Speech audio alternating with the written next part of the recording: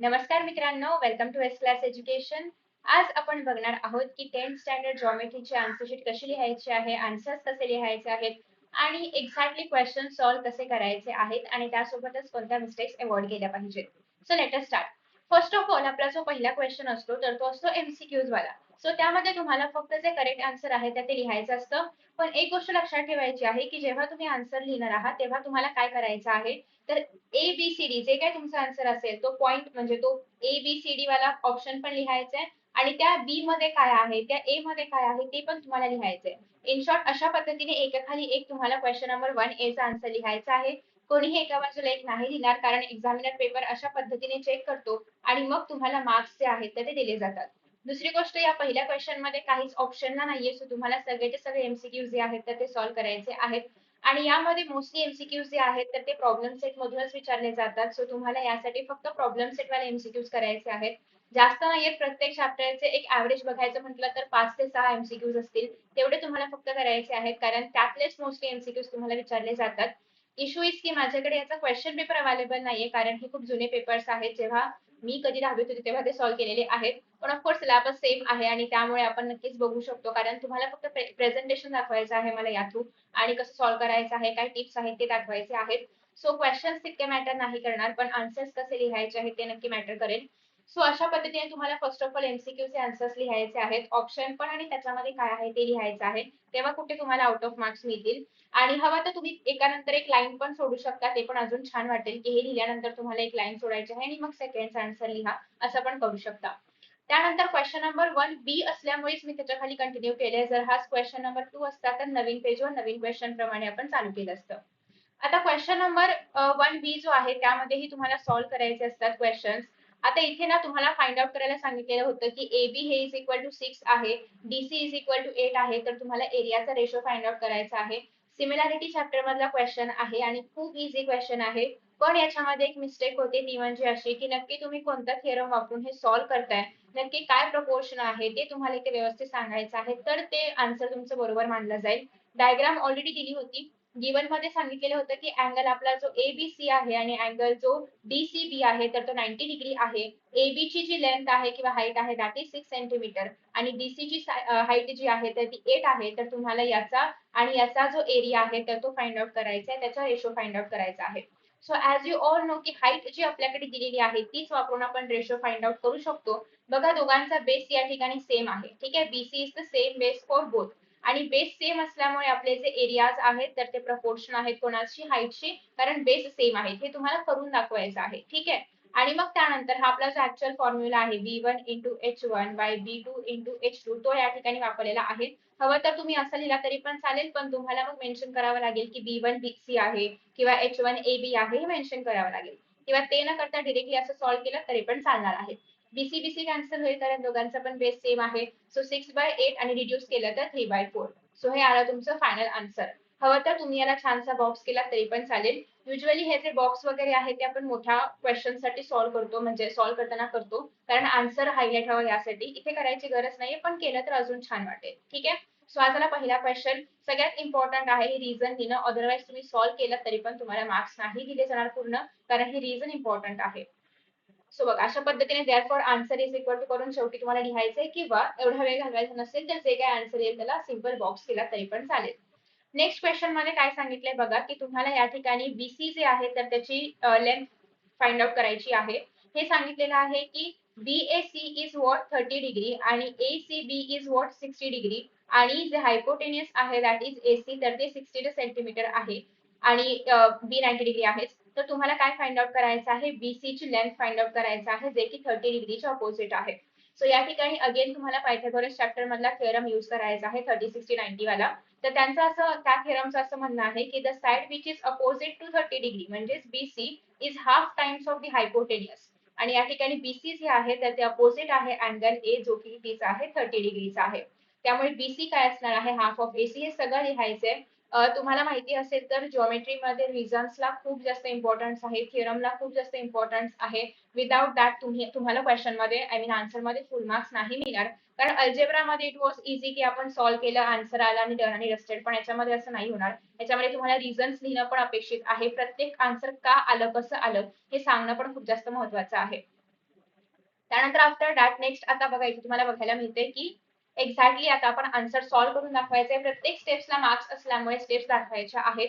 AC 16 होतं त्याच्यामुळे BC किती आलेला आहे 1 सेंटीमीटर. हवा धरा, छानसा बॉक्स करा, अजून छान वाटेल. त्यानंतर थर्ड आहे let the coordinates of the point O 0,0 coordinates आहेत. त्याला आपण ऍज्युम करूया x1 y1 आणि पॉइंट B चे कोऑर्डिनेट्स आहे -3,4 आणि त्याला आपण ऍज्युम करूया x2 y2. सो असे दोन कोऑर्डिनेट्स तुमच्याकडे आहेत किंवा दोन पॉइंट्स तुमच्याकडे आहेत आणि तुम्हाला यांच्यामधला डिस्टन्स फाइंड आउट करायचा आहे बाय युजिंग डिस्टन्स फॉर्म्युला. सगळ्यांना डिस्टन्स फॉर्म्युला माहिती असेल, नसेल माहिती तर प्लीज बघून घ्या. कोऑर्डिनेट जॉमेट्री अतिशय इम्पॉर्टंट आणि इझी चॅप्टर आहे. सो जेव्हा तुम्हाला सांगितलं जाईल की दोन पॉइंट्स मधला, दोन कोऑर्डिनेट्स मधला डिस्टन्स फाइंड आउट करा, फर्स्ट ऑफ ऑल लिहायचं की by using distance formula. Directly चालू नाही करायचं. ही झाली आपली पहिली स्टेप. दुसरी स्टेप आहे की तो जो काही फॉर्म्युला आहे तर तो लिहायचा. ऑलरेडी आपण सांगितलेलं आहे की x1 y1 काय आहे, त्यामुळे लगेच आपण ह्याच्यामध्ये ज्या व्हॅल्यूज आहेत तर त्या पुट करू शकतो डिरेक्टली. खाली परत जस्टिफाय करायची गरज नाही, वरती ऑलरेडी सांगितलं असल्यामुळे. आणि मग तुम्हाला हे सॉल्व्ह करायचं आहे.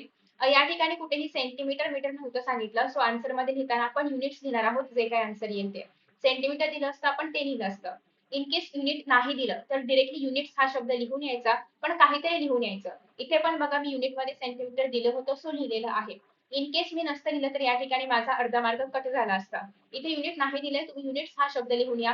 आन्सर 1 आला तर युनिट म्हणजे सिंग्युलर युनिट हा शब्द लिहून या. पण तुम्हाला युनिट्स लिहायचंच आहे. दिलं असेल तर ते वाले, नसेल दिलं तर मग युनिट्स हा शब्द लिहायचा आहे. त्यानंतर बघा तुम्हाला या ठिकाणी फाइंड आउट करायचं आहे 6 tan square theta minus 6 x square theta काय होईल. तर दोघांमध्ये पण 6 आहे, 6 ला कॉमन घ्या. ही आपली ऑलरेडी आयडेंटिटी आहे. हवं तर तुम्ही इथे मेन्शन करा आयडेंटिटी काय आहे, की tan square theta minus 6 square theta is equal to 1 असतं किंवा tan square theta -1 is equal to 6 square theta असतं. तर अशी तुम्हाला आयडेंटिटी ब्रॅकेटमध्ये मेन्शन करायची आहे. सो याच्याऐवजी काय येईल या ठिकाणी, सॉरी प्लस येतं ना, हा. So tan square theta plus sec square theta is equal to 1 असतं. आता या ठिकाणी tan square theta minus sec square theta आहे, म्हणजे या ठिकाणी काय आलं पाहिजे -1 आलं पाहिजे. सो या ठिकाणी tan square theta minus sec square theta काय येईल -1 येईल. 6 मल्टिप्लाय -1 काय होणार आहे -6. सो याचा आन्सर काय आलं -6. सिंपल बघा, 4 ओळींचं ट्रिग्नोमेट्री व्हेरी इझी. जर तुम्ही काही आयडेंटिटीज लक्षात ठेवले, sine square theta plus cos square theta 1 होतं किंवा त्याचं इन्व्हर्स केल्यानंतर काय होतं, या फक्त बेसिक बेसिक गोष्टी लक्षात ठेवल्या तरी पण तुम्ही हे वाले जे क्वेश्चन्स आहेत, कारण याच्यामध्ये ऑप्शन नाहीये तुमच्याकडे. Question number 1 is mandatory question आहे, त्याच्यामध्ये तुम्ही काहीच ऑप्शनला नाही टाकू शकत. आणि त्यामुळे एका मार्कासाठी खूप टफ असे क्वेश्चन ट्रिगो मधून असेल किंवा सर्कल मधून तर मोस्टली नाही विचारले जात. विचारले जात नाही खूप डिफिकल्ट असे क्वेश्चन. स्लाइटली इझी, आता हे केवढं इझी होतं, तर फक्त अशा प्रकारचेच क्वेश्चन्स तुम्हाला विचारले जातात. आता क्वेश्चन नंबर 2A जो आहे तर तो ऍक्टिव्हिटी बेस्ड आहे. 3 पैकी तुम्हाला 2 सॉल्व्ह करायचं असतं. आता या ठिकाणी जे डबे बनवलेले आहेत तर त्यात ते ब्लँक होते आणि तुम्हाला 2 मार्कांचं असल्यामुळे या ठिकाणी 4 डबे फिल करायला दिले जातात. ठीक आहे. सो तुम्हाला फक्त ते बॉक्सेस फिल नाही करायचे, तर त्यांनी जे लिहून दिलेलं मटेरियल आहे ते पण लिहायचंय. फॉर एक्झाम्पल हे सगळं त्यांनी लिहून दिलं होतं आणि फक्त हे बॉक्सेस जे आहेत तर ते ब्लँक होते. सो तुम्हाला ते आहे असं उतरवायचंय, जसं जसं दिलंय तसं टिक टू उतरवायचं आहे आणि फक्त यामध्ये तुम्हाला तुमचे जे आन्सर्स आहेत तर ते लिहायचे. तर 1 2 3 आणि 4 अशा पद्धतीने काहीतरी 4 बॉक्सेस तुम्हाला याच्यामध्ये 4 ते 4 बॉक्सेस आहेत ऍक्च्युअली, तर ते तुम्हाला इथे बघायला मिळतील. ठीक आहे. सो 1 2 3 अजून एक बॉक्स कुठला होता, आपल्याला क्वेश्चन मध्ये खरं तर क्वेश्चन मधून व्हेरीफाय करायला हवाय, पण ठीक आहे. तुम्हाला एक अंदाज मिळालेला आहे की 4 बॉक्सेस येतात आणि ते फिल करायचे असतात. ठीक आहे. त्यानंतर नेक्स्ट क्वेश्चन मध्ये पण तुम्हाला मेन्सुरेशन मधून क्वेश्चन आहे की एरिया ऑफ स्क्वेअर सांगितलंय, साइड स्क्वेअर असतं. साइड दिलेली असेल 7चा स्क्वेअर, मग ते तुम्ही त्या बॉक्स मध्ये लिहिलं. त्यानंतर दुसऱ्या बॉक्स मध्ये विचारलं होतं एरिया ऑफ सेक्टर, सो दुसरा बॉक्स फिल केला. हे जे मधले कॅल्क्युलेशन्स आहेत त्यांनी विचारलं असेल केलं तर चालेल, किंवा त्यांनी दिले तिथे छापून आणि मग तुम्ही केलं तर चालेल, किंवा नसेल दिलं तुम्हाला स्वतःसाठी करायचं असेल तरी पण केलं तर चालेल. ते हे नाही बघणार की तुम्ही क्वेश्चन जो दिलाय तर तो आहे असं उतरवलाय की नाही. ते हे बघणार की तुम्ही प्रत्येक बॉक्स जो ब्लँक होता त्याच्यामध्ये बरोबर आन्सर लिहिलंय की नाही. त्याच्यामुळे अल्टिमेटली मॅटर काय करतं की ते ब्लँक बॉक्सेस मॅटर करतात आणि त्याची हेडलाईन मॅटर करते. तुम्ही मधले कॅल्क्युलेशन्स लिहा नाही लिहा, इट्स अप टू यू. पण त्यांच्या कुठल्याही स्टेप्स स्किप नका करू. तुमच्या एक्स्ट्रा टाकायचे त्या टाका, पण त्यांच्या कुठल्याही स्टेप स्किप नाही करायच्या. त्यांचा कुठलाही ब्लँक जो आहे तर तो स्किप नाही करायचा. तर हे बघा, हा फर्स्ट ब्लँक होता, हा सेकंड ब्लँक आहे, थर्ड ब्लँक आहे आणि फोर्थ ब्लँक आहे. ठीक आहे. नेक्स्ट त्याच्यामध्ये थर्ड क्वेश्चन असा होता की तुम्हाला टँजंट्स ड्रॉ करायचे आहेत. तर हा कन्स्ट्रक्शन वाला क्वेश्चन आहे. तर ते काहीतरी मेजरमेंट्स दिलेले असतील की हा जो अँगल आहे तर 100चा आहे, रेडियस 3 सेंटीमीटरचा आहे आणि मग त्यामधून तुम्हाला पॉईंट बी आणि पॉईंट ए मधून जाणारे 2 टँजंट्स वगैरे ड्रॉ करा. सो ते अशा पद्धतीने ड्रॉ केले. बघा ड्रॉ करताना पेन्सिलनेच ड्रॉ करायचं आहे. डार्क पेन्सिल घ्या शक्यतो. HB वाली पेन्सिल घ्या आणि त्याने ड्रॉ करा. नीडची पेन्सिल असेल तर उत्तमच 5 किंवा 7 mm ची तर ती तुम्ही घेऊ शकता आणि त्याने ड्रॉ करा. प्रत्येक लाईनला नाव द्यायचं आहे. प्रत्येकाला मेजरमेंट द्यायचं आहे. ज्याचं पण मेजरमेंट एक्सपेक्टेड असेल. सेंटरला नाव द्यायचं आहे. रेडियसला काहीतरी नाव असलं पाहिजे. त्याचं काहीतरी मेजरमेंट असलं पाहिजे. प्रत्येक अँगल जो आहे तो तुम्ही दाखवलेला असला पाहिजे. प्रत्येक इंटरसेक्शन पॉइंटला काहीतरी नाव असलं पाहिजे. या ठिकाणी पण बघा M नाव आहे, P नाव आहे, W नाव आहे. ही काहीतरी L नावाची एक लाईन आहे किंवा इथे काहीतरी अजून एक X वगैरे नाव दिलेलं आहे इंटरसेक्शनला.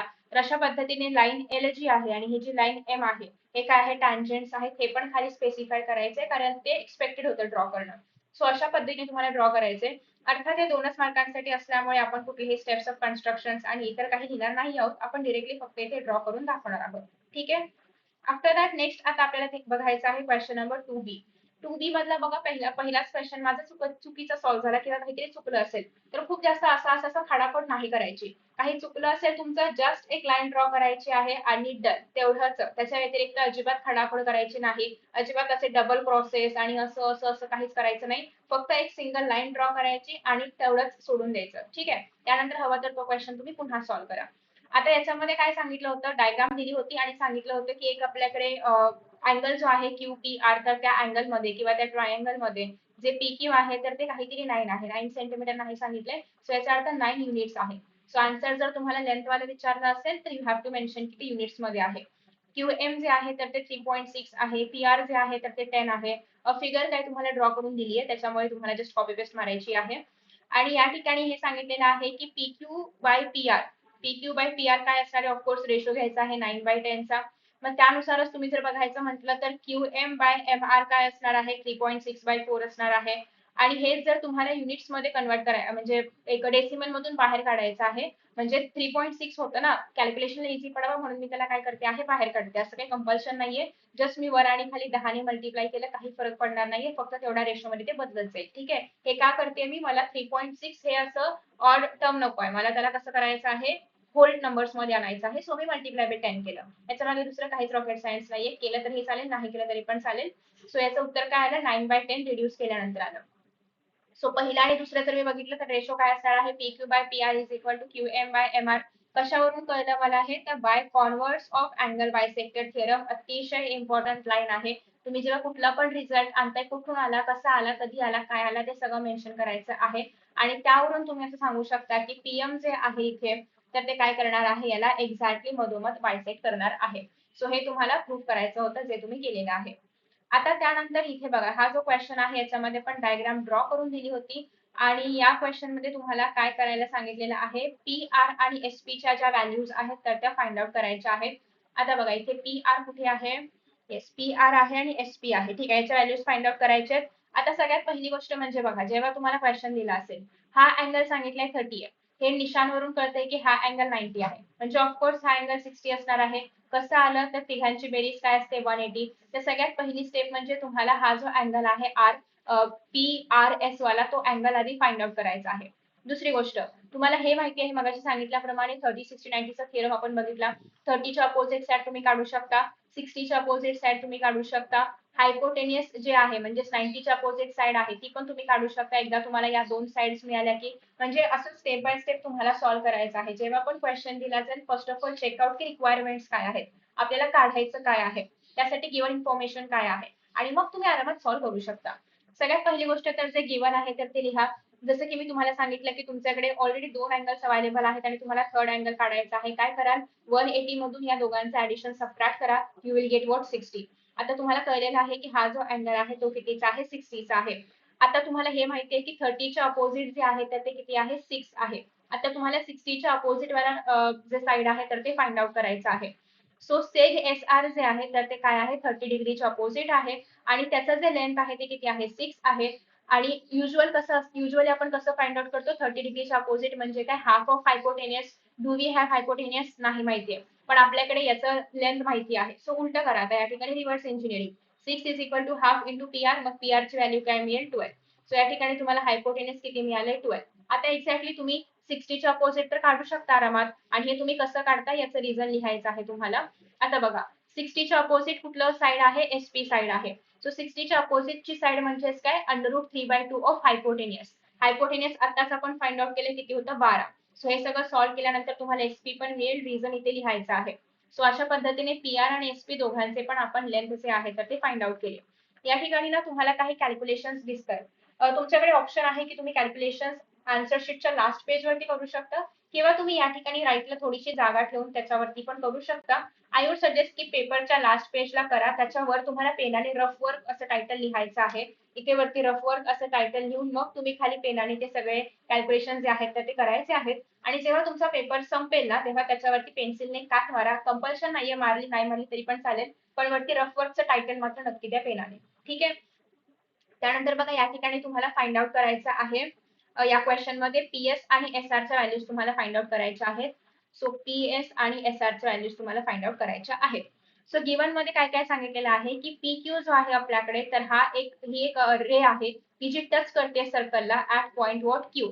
आणि या ठिकाणी सांगितलेलं आहे की पी क्यू ची जी लेंथ आहे तर ती आहे 12, आणि पीआर ची जी लेंथ आहे तर ती 8, आणि तुम्हाला आता काय फाइंड आउट करायचं आहे, पीएस. सो अगेन पायथागोरसच्या याच्यामधला जो आपला ऍप्लिकेशन वाला फॉर्म्युला आहे तो तुम्ही या ठिकाणी युज करू शकता. सो पीएस आणि आर एस तुम्हाला फाइंड आउट करायचा आहे. सो पीएस म्हणजे ही पूर्ण आणि आर एस म्हणजे ही जी आहे तर ती. ऑफकोर्स तुम्हाला पूर्ण मिळाली की त्यातून तुम्ही आर एस सबट्रॅक्ट, पूर्ण मिळाली की त्यातून तुम्ही पीआर सबट्रॅक्ट करू शकता, तुम्हाला आर एस मिळेल. ते तर पुढचं पार्ट इझी आहे, पण आधी पूर्णची लेंथ कशी मिळवायची. तर बघा, P R into S P is equal to P Q square, हे तुम्हाला ऍप्लिकेशन ऑफ पायथागोरस मध्ये ह्याचा फॉर्म्युला मिळेलच. सो पी क्यू ची व्हॅल्यू आपल्याकडे ऑलरेडी आहे, पीएस ची व्हॅल्यू पण सॉरी पी आर ची व्हॅल्यू पण ऑलरेडी आहे. पीएस ची व्हॅल्यू आपण इथून फाइंड आउट करू शकतो सगळं सॉल्व्ह करून. जी व्हॅल्यू आली ती आपल्याला पीएस ची व्हॅल्यू मिळालेली आहे. आता आर एस काढायचा आहे. आर एस काय आहे बघा, what is R S. R S कसं निघेल, जेव्हा तुम्ही पीएस मधून पी आर सबट्रॅक्ट कराल तेव्हा तुम्हाला आर एस मिळेल. सिंपल. सो तेच या ठिकाणी केलेलं आहे. तर अशा पद्धतीने तुम्हाला पीएस आणि एस आर च्या व्हॅल्यूज मिळाल्या. इथे सेंटीमीटर मीटर नव्हतं दिलं, त्याच्यामुळे आपण युनिट्स लिहून सगळ्या व्हॅल्यूज लिहिल्या आहेत. हे अतिशय महत्वाचं आहे. नेक्स्ट कन्स्ट्रक्शन वाला क्वेश्चन आहे. तर ही जी तुम्हाला इथे बघायला मिळते ही आहे रफ फिगर. आता हा क्वेश्चन ना थोडंसं जास्त मार्कांसाठी आहे, 2 मार्कांसाठी नाहीये, आणि म्हणून तुम्हाला बघायला मिळते की या ठिकाणी रफ फिगर पण ड्रॉ केली आहे, ऍक्च्युअल फिगर पण ड्रॉ केली आहे, आणि स्टेप्स ऑफ कन्स्ट्रक्शन पण लिहिलेल्या आहेत. तर तुम्हाला जेव्हा क्वेश्चन 3 मार्कांसाठी किंवा 4 मार्कांसाठी विचारला जाईल, तेव्हा तुम्हाला जर पूर्ण मार्क हवे असतील, म्हणजे इव्हन तुम्हाला जर 40 पैकी 38 मार्क वगैरे पण मिळत आहेत किंवा त्यापेक्षा जास्त पण मार्क्स मिळत आहेत, आणि पेपर चीफ मॉडरेटर गेला चेक करण्यासाठी, तर त्यावेळेस ना अशा काही गोष्टींमध्ये, एकदम बारीक बारीक गोष्टींमध्ये मार्क्स कापले जाऊ शकतात. इनिशियली नाही कापले जाणार, पण त्या केसमध्ये कापले जाऊ शकतात. सो तुम्हाला जर असं वाटतंय की मला फुल मार्क्स मिळावेत, तर तेव्हा काय करायचं आहे बघा. सगळ्यात पहिली गोष्ट, जे काही इन्फॉर्मेशन अवेलेबल असेल ऍज पर दॅट तुम्हाला एक रफ फिगर. आता रफ फिगर काय, म्हणजे ते हे कंपास वगैरे घेऊनच ड्रॉ केलं पाहिजे असं नाही, तुम्ही हाताने साईडला कसं पण एक फिगर ड्रॉ करू शकता, जस्ट टू व्हिज्युअलाइज की ही डायग्राम दिसेल कशी. आणि ती असणार आहे तुमची रफ फिगर, ती तुम्ही साईडला हाताने रफ मध्ये काढून ठेवू शकता, आणि हवं तर त्याच्यावरती लिहा की ती रफ फिगर आहे. आणि मग त्यानंतर काय करायचं आहे, ऍक्च्युअल आपलं जे इन्स्ट्रुमेंट्स आहे ते सगळं वापरून ही ऍक्च्युअल फिगर ड्रॉ करायची आहे. त्यानंतर मी ते बाजूला रफ प्रमाणे लिहिले, तुम्हाला मात्र नीट लिहायचं आहे, स्टेप बाय स्टेप सगळं कसं केलं ते. असं आजूबाजूला लिहू नका, त्या डायग्रामच्या खाली लिहा. ठीक आहे. मी तर हा पेपर असं सॉल्व्ह केला होता म्हणून बाजूला लिहिलंय. तुम्हाला मात्र असं नाही करायचंय, तुम्हाला या स्टेप्स एकाखाली एक लिहायच्या आहेत. की पहिल्यांदा एकदम सिंपल, म्हणजे याच्यामध्ये काही जास्त रॉकेट सायन्स नाहीये. फर्स्ट ऑफ ऑल तुम्ही काय ड्रॉ केलं असेल, सर्कल ड्रॉ केलं असेल काहीतरी रेडियसचं, तुम्ही जे केलं तेच तुम्हाला उतरवायचं आहे. 4 ते 5 ओळींमध्ये, खूप मोठा निबंध पण नाही लिहायचे. 4 ते 5 स्टेप्स सफिशियंट आहेत एकेका लाईन्सच्या. So draw a circle of radius 0.7 centimetre with centre O. दुसरा आहे take a point P on the circle, आणि ओपी तुम्हाला ड्रॉ करायचं आहे. सिंपल. हे तुम्ही केलं सेकंड पॉइंटला. थर्ड पॉइंटला काय केलं की लाईन एल तुम्ही ड्रॉ केली, जी की असणार आहे परपेंडिक्युलर कोणाला, ओपीला. सो ओपीला परपेंडिक्युलर असणारी लाईन एल ड्रॉ केली, आणि आता ती जी लाईन एल आहे तर ती या सर्कलसाठी पॉइंट पी वरती टँजंट आहे. झालं, एवढंच तुम्हाला लिहायचंय. आता हवं तर या ठिकाणी एक्स्ट्रा इन्फॉर्मेशन लिहू शकता की एल जे आहे तर ती लाईन आहे, ओ जे आहे तर ते सेंटर आहे, पी जे आहे तर ते सर्कलवरचं पॉइंट आहे. हे काय झालं, हे एक एक्झॅक्टली आपण गिवन कसं लिहितो कुठल्याही डायग्रामचं, त्याप्रमाणे आपण आपल्या डायग्रामला एक्सप्लेन केलंय. ठीक आहे. सो डायग्राम ड्रॉ करा, रफ डायग्राम आधी ड्रॉ करा, त्यानंतर हवं तर फुल स्ट्रक्चर जे आहे तर ते ड्रॉ करा, त्याच्या बाजूला हे गिवन लिहा, आणि मग या सगळ्या स्टेप्स लिहा. हे तेव्हा करायचं आहे जेव्हा क्वेश्चन 2 मार्कांपेक्षा जास्त मार्कांसाठी असेल. 2 मार्कांना एवढे एफर्ट्स नाही घ्यायचे शक्यतो. ठीक आहे. 3 मार्कांना वगैरे आला तर ऑफकोर्स करायचं आहे तुम्हाला हे. नेक्स्ट आहे बघा, या ठिकाणी तुम्हाला टू टू प्रूव्हचा क्वेश्चन आहे. तुम्हाला हे प्रूव्ह करायचं आहे की sec square theta plus cosec square theta is equal to sec square theta into cosec square theta आहे का हे प्रूव्ह करायचं आहे. तर बघा, जेव्हा पण तुम्हाला अशा प्रकारचा क्वेश्चन दिला जाईल, first of all start with taking LHS. मग तुम्हाला काय घ्यायचं आहे, एलएचएस घ्यायचा आहे आणि आरएचएस पर्यंत सॉल्व्ह करत जायचं आहे. एलएचएस मध्ये काय आहे, sec square theta plus cos square theta, sorry cosec square theta. Sec square थीटाला आपण 1 बाय कॉस स्क्वेअर थीटा लिहू शकतो. कोसेकला आपण 1 बाय साइन स्क्वेअर थीटा लिहू शकतो. आता काय केलं मी यांचं क्रॉस मल्टिप्लिकेशन, म्हणजेच 1 into sine square theta plus 1 into cos square theta divided by cos square theta into sine square theta. ठीक आहे. ऍज यू ऑल नो, हे तुम्हाला मगाशी पण मी सांगितलं होतं, प्रत्येकाचं रिझन लिहायचंय की sine square theta plus cos square theta काय असतं, 1 असतं. सो या ठिकाणी काय, सो या ठिकाणी काय आलेलं आहे 1. So 1 divided by cos square theta into sine square theta. आता मी यांना स्प्लिट करू शकते, कारण 1 डिनॉमिनेटर दोघांसाठी, सॉरी 1 न्यूमरेटर दोघांसाठी सेम राहील. So 1 by cos square theta by 1 by sine square theta. Cos square theta 1 by cos square theta काय असतं, सेक स्क्वेअर थीटा असतं. सो याच्याऐवजी मी सेक स्क्वेअर थीटा लिहू शकते, याच्याऐवजी मी कोसेक स्क्वेअर थीटा लिहू शकते. आलं मल्टिप्लाय बाय. म्हणजे केवढं केवढं केवढं केवढं इझी आहे, आरामात होणार आहे तुमचे सगळे क्वेश्चन सॉल्व्ह, कारण खूप इझी क्वेश्चन विचारले जातात. आणि अल्टिमेटली लिहायचं आहे की इज इक्वल टू आरएचएस, म्हणजेच एलएचएस आणि आरएचएस काय आलं, इक्वल टू आलं. सिम्पल. आता बघा, क्वेश्चन नंबर 3 ए कडे जातोय आपण. अतिशय यामधले क्वेश्चन्स पण इझी असतात. आणि इथे तर फर्स्ट ऑफ ऑल तुम्हाला काय सांगितलेलं आहे बघा, की आपल्याकडे एक ट्रायंगल आहे एबीसी. त्याच्यामध्ये जे आपल्याकडे, ठीक आहे, आपल्याकडे एक ट्रायंगल आहे एबीसी. आणि त्या एबीसी ट्रायंगल मध्ये जे बीडी आहे, तर ते काय करणार आहे, बायसेक्ट करणार आहे अँगल एबीसी ला. सो याचा अर्थ काय की एबीसी, हा बीडी. सो याचा अर्थ काय की AB by BC is equal to काय असलं पाहिजे, एडी बाय डीसी. सो आपला काय आहे, मगाशीच आपण पाहिला की अँगल बायसेक्टर थिअरम आहे. तर त्याच्या अकॉर्डिंगली तुम्ही आता हे सॉल्व्ह करणार आहात. हे डायग्राम हवं तर ड्रॉ करा, इझिली सॉल्व्ह करू शकाल तुम्ही डायग्राम ड्रॉ केली तर. म्हणजे कंपल्सरी कराच डायग्राम ड्रॉ, कारण खूप बेनिफिशियल ठरेल जर तुम्ही डायग्राम ड्रॉ केली तर. ओके. येस. हा. सो आता इथे बघा की आपल्याकडे जे ट्रायंगल एबीसी आहे, ज्यामध्ये काय करणार आहे, रे सीई, कुठे गेली रे सीई, बायसेट करणार आहे अँगल ए सी बी ला. ठीक आहे, इथून आपल्याकडे ऑलरेडी सीई नावाची एक रे जाते. सो बघा, डायग्राम ड्रॉ केली तर तुम्हाला पण समजायला इझी पडेल. बट या ठिकाणी सेक एबी जे आहे आणि सेक एसी जे आहे, तर ते काय आहे आपल्याकडे इक्वल आहे किंवा आयसोसेलेस ट्रायंगल आहे असं आपण म्हणू शकतो. त्याच्यामुळे AB by BC is equal to काय आलं पाहिजे, एई. बघा, एबी बाय बीसी काय आलं पाहिजे, AE by EB. Again same angle bisector थेरमने आपण हे सांगू शकतो. सो हे सगळं करत करत तुम्हाला काय अल्टिमेटली काय प्रूव्ह करून दाखवायचं आहे, segment ED parallel to segment BC, आणि हे आपल्या बीपीटी नुसार आहे. सो हे तुम्हाला टू प्रूफ मध्ये प्रूफ करून दाखवायचं होतं. त्यानंतर सेकंड क्वेश्चन मध्ये बघा काय सांगितलेलं आहे, सपोज करायचं आहे की पॉइंट सी जो आहे, तर तो ए बी ला डिवाइड करतो आहे, रेशो आहे 3:1 मध्ये. सो सपोज करा की आपलं जे पॉइंट ए चे कोऑर्डिनेट्स आहे, that is x1 y1 is equal to 4 -3. हे तुम्हाला ऍक्टिव्हिटी बेस्ड क्वेश्चन्स असल्यामुळे फक्त त्या बॉक्सेस मध्ये आन्सर्स टाकायचे, आणि हे 3 मार्क्स असल्यामुळे 6 बॉक्सेस तुम्हाला बघायला मिळतील.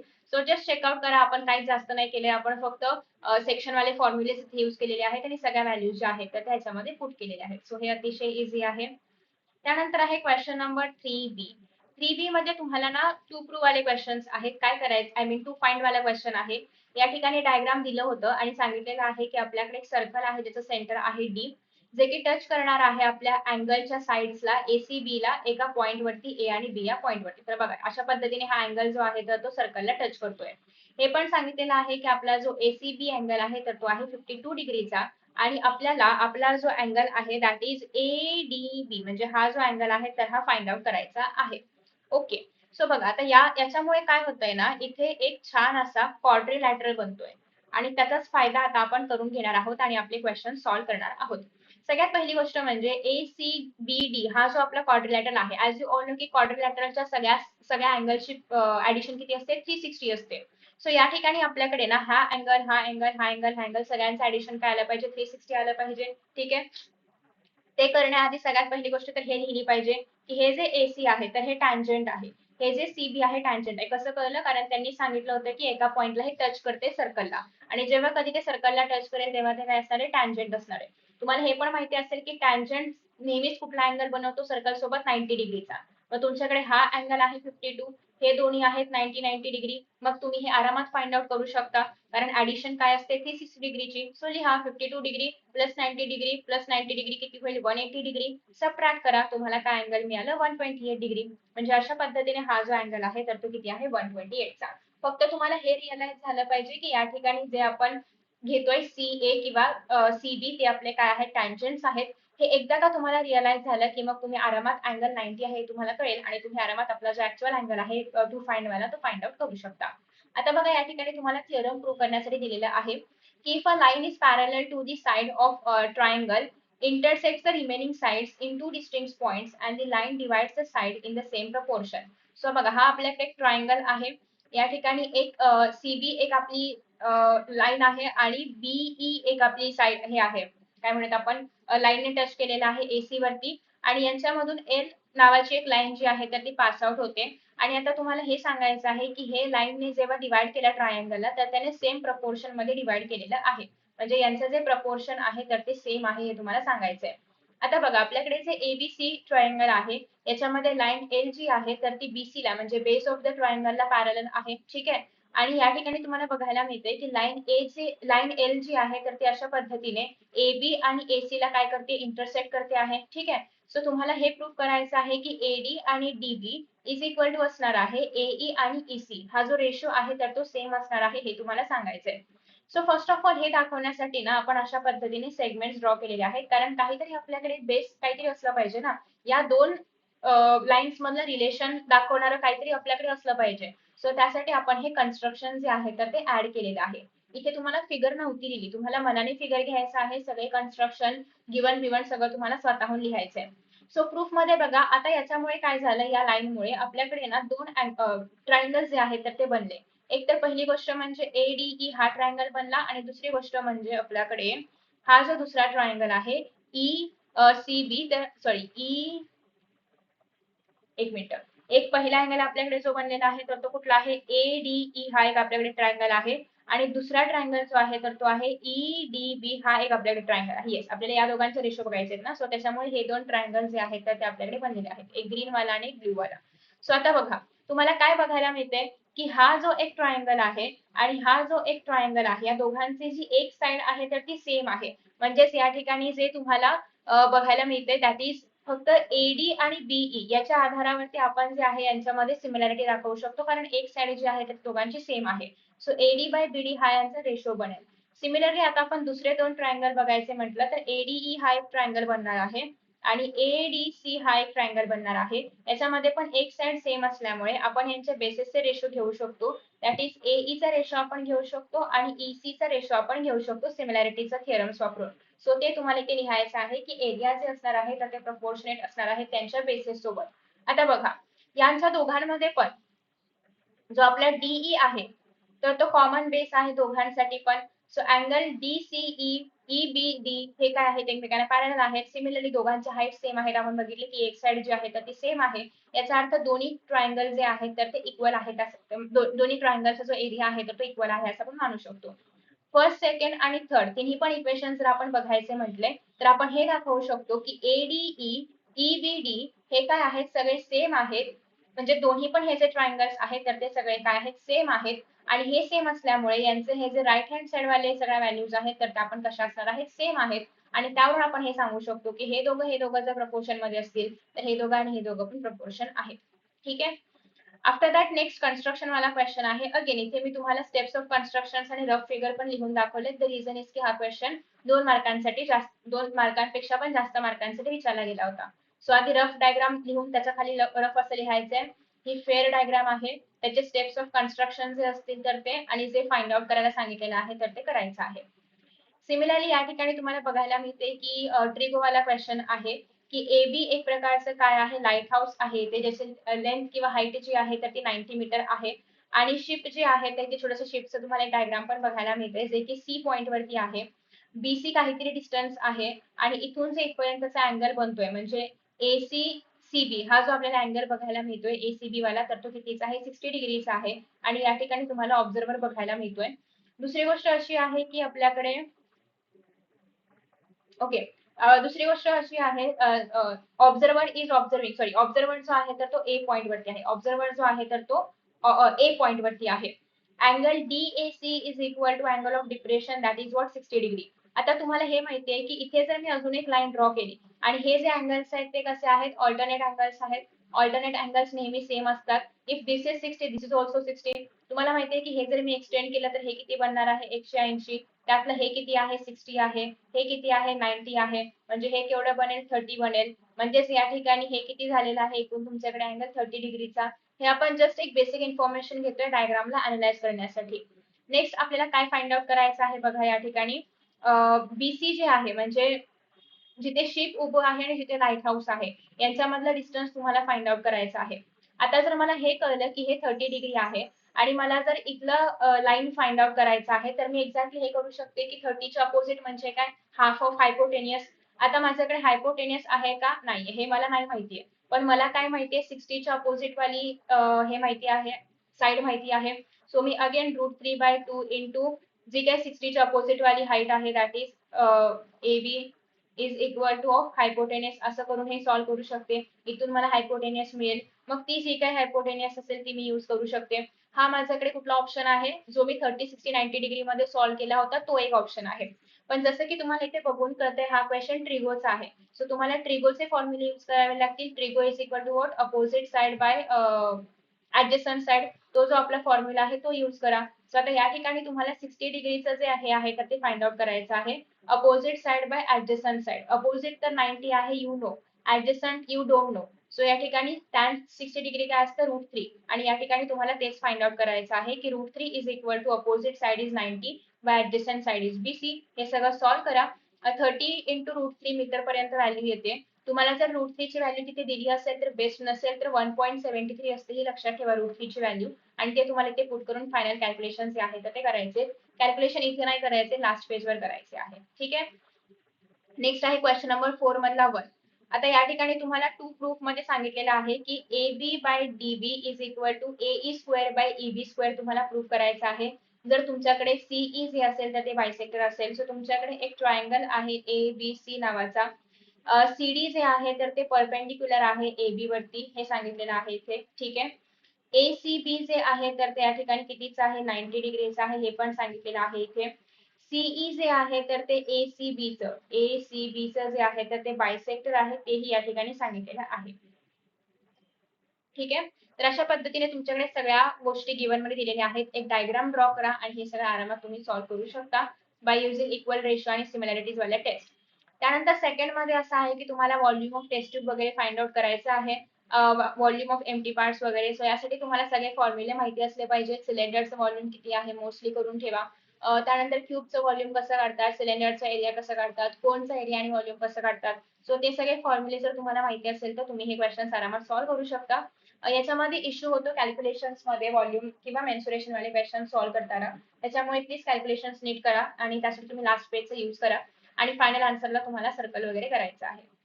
या ठिकाणी पण अगेन काहीतरी टू प्रूव्ह वाला क्वेश्चन असणार आहे. सो डायग्राम ड्रॉ करायचे, गिवन वगैरे सगळं लिहायचं आहे, तरच तुमचं फायनल आन्सर जे आहे तर ते करेक्ट मानलं जाईल.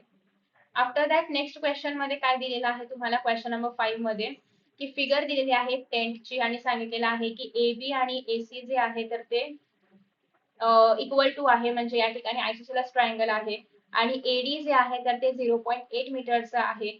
BC जे आहे तर ते 3 मीटरचं आहे आणि टेंटची जी ऍक्च्युअल हाईट आहे तर ती 6 मीटर आहे. ऑल्सो वी नो दॅट की ABC वाला जो आपला या ठिकाणी अँगल आहे तर तो 42 चा आहे. ठीक आहे. एवढं सगळं सांगितलेलं आहे. तुम्हाला टेंटचं व्हॉल्यूम फाइंड आउट करायचंय. एक तर पहिली गोष्ट म्हणजे टेंट अशा आकाराचं असणार आहे, ट्रेपेझियम टाईप, हे तुम्हाला आधी रिअलाइज झालं पाहिजे. त्यानंतर नेक्स्ट आहे तुम्हाला AB फाइंड आउट करायचा आहे आणि ACB चा अँगल काढायचा आहे. ऑलरेडी तुमच्याकडे ABC चा अँगल प्रेझेंट आहे, तुम्हाला आता ACB चा काढायचा आहे. So first of all ACB चा अँगल कसं काढणार, त्यांनी ऑलरेडी सांगितलंय की AB आणि AC काय आहे, इक्वल टू आहे. म्हणजे हा जो अँगल असणार आहे तोच हा अँगल असणार आहे. सो त्याच्यामुळे अँगल सेम आला. हे कशावरून कळलं, दोन साइड सेम असल्यामुळे ते आयसोसेलेस ट्रायंगल आहे, आपण मगाशी पण सांगितलं होतं. नेक्स्ट आहे आता तुम्हाला AB फाइंड आउट करायचा आहे.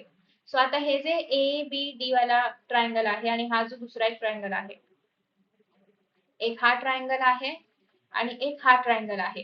सो या दोन ट्रायंगल्स मध्ये हे तर माहितीये की AB आणि AC काय आहे, सेम आहे. हे तर तुम्ही आता पण चेकआउट केलं की आयसोसेलेस ट्रायंगल आहे म्हणून AB आणि AC सेम आहे. सो तुम्ही तेच फॉर्म्युले जे आहे पायथागोरस थिअरमचे ते यूज करा आणि याच्या अकॉर्डिंगली तुम्हाला या ठिकाणी जी व्हॅल्यूज आहेत ए बी ची तर ती मिळणार आहे. नेक्स्ट आहे तुम्हाला यूज करायचं आहे आपलं हे व्हॉल्यूम वाला फॉर्म्युला यूज करायचा आहे ट्रेपेझियम साठी आणि ऍज पर दॅट तुम्हाला या ठिकाणी फाइंड आउट करता येणार आहे. ठीक आहे. सो याचा आन्सर तुम्हाला इथे खाली बघायला मिळते कसं फाइंड आउट करायचं ते हा बघा. सो ऍज पर दॅट तुम्हाला अशा पद्धतीने फाइंड आउट करायचं आहे. ए बी बघा मिळालेला आहे आणि त्यानंतर नेक्स्ट स्टेप मध्ये काय होतं volume of tent find out करायचं आहे. सो ट्रेपेझियमचं हे यूज करून तुम्ही सॉल्व्ह करू शकता. आफ्टर दॅट नेक्स्ट क्वेश्चन मध्ये आहे की तुम्हाला कॉर्डिनेट्स दिलेले आहेत ए बी आणि सी पॉईंटच्या 2.2,0 -2,0 आणि 0,2 आहे. सो तुमच्याकडे डिस्टन्स फॉर्म्युला दिलेला आहे आणि तुम्हाला फाइंड आउट करायचा आहे की हा जो ट्रायंगल आहे तो आयसोलस ट्रायंगल आहे की नाही. आयसोलसची प्रॉपर्टी काय आहे की त्याच्या दोन साइड्स इक्वल असल्या पाहिजेत. सो ट्रायंगलच्या दोन साइड्स ज्या आहेत त्या तुम्हाला इक्वल दाखवायच्या आहेत. आता अशा पद्धतीने जर असेल ए बी सी तर ए बी आणि ए सी इक्वल आहे किंवा कोणतरी दोन मधला डिस्टन्स इक्वल आहे ते तुम्हाला दाखवायचं आहे. फर्स्ट ऑफ ऑल तर ए आणि डी मधला डिस्टन्स आपण काढूयात डिस्टन्स फॉर्म्युला ऑफकोर्स यूज करून. तेव्हा लिहायचं आहे बाय डिस्टन्स फॉर्म्युला. मग व्हॅल्यूज टाकायच्या आहेत. मग डिस्टन्स ऑफ ए बी काय आलं. Similarly distance of B C काय आलं सेम सॉल्व्ह करायचंय. Similarly distance of A C काय आलं सेम सॉल्व्ह करायचंय. आणि जेव्हा तुम्हाला कळेल की कोणत्याही दोन लाईन्स मधलं जे डिस्टन्स आहे तर ते सेम येते बघा. या दोन आणि म्हणजे बीसी आणि एसी मधला डिस्टन्स जे आहे तर ते सेम येते. बीसी आणि एसी म्हणजे या ज्या दोन लाईन्स आहेत तर त्या काय आहेत सेम डिस्टन्स वाल्या आहेत म्हणजेच काय आहेत आयसोसेलस आहे. पहिला पॉइंट तर हे झाला की दोन साइड सेम आल्या. दुसरा पॉइंट असा आहे की जे आपल्याकडे मॅक्सिमम डिस्टन्स आलेला आहे. मॅक्सिमम डिस्टन्स किती आलेला आहे दॅट इज 4. तरी हा जो मॅक्सिमम डिस्टन्स आहे it should be greater than sum of both. ठीक आहे. सो हे ग्रेटर आहे का सम ऑफ बोथ तर एक्झॅक्टली हे काय आहे ग्रेटर आहे sum of both. So sum of two sides is greater sorry sum of two sides जे आहेत तर ते लेसर असणार आहेत than that of the third side. So अशा केसमध्ये आपण काय म्हणणार आहोत की ट्रायंगल जे आहे तर ते फॉर्म होतंय. आयसोसेलेस ट्रायंगल जे आहे तर ते फॉर्म होतंय. त्याचा अँगल पण फाइंड आउट करायचा म्हटला तर यू कॅन चेक की पायथागोरस थेरम मुळे तुम्हाला बघायला मिळते की एबी चा square is equal to AC आणि बीसी चा स्क्वेअर आहे. आणि हे असं असल्यामुळे आपण असं म्हणू शकतो की राईट अँगल पण आहे आणि म्हणून ते आयसोसेलेस राईट अँगल ट्रायंगल आहे. ठीक आहे. सो फर्स्ट ऑफ ऑल तर बघायचंय की डिस्टन्स काय काय आहे. डिस्टन्स सेम सेम असेल तर आयसोसेलेस आहे.